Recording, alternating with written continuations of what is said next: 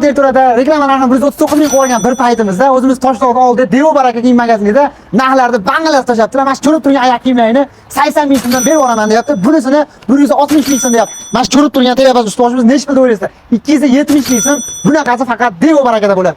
Ichkarida bor assortiment juda zo'r deyaptilar. Undan tashqari mana shu ko'rib turgan kurtkalarning narxi 200 ming deyapti. Ichkariga kirsizlarga bitta atmosferani ko'rsataman. Qani ketdi. Ko'rib turgan patinkalar, oyoq kiyimlar, hattoki mana shu oyoq kiyimni ham atrofda 150 ming, 170 ming sotishgan paytda shu narxini 80 ming so'mdan qo'ydik. Hozir videoda boshida aytib o'tib ketdim. Tepasi ko'rdinglar. Agar xuddi shunaqa tepasi olib bitta krossovka oladigan bo'lsangiz, 240 ming so'm bo'ladi do'stlar.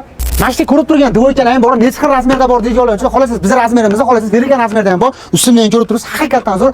Unga bo'lib oyoq kiyimlar ham bor deyaptilar. Sortiment haqiqatan juda ko'p ekan. Ko'rib turgan oyoq kiyimlaring 110 ming so'm.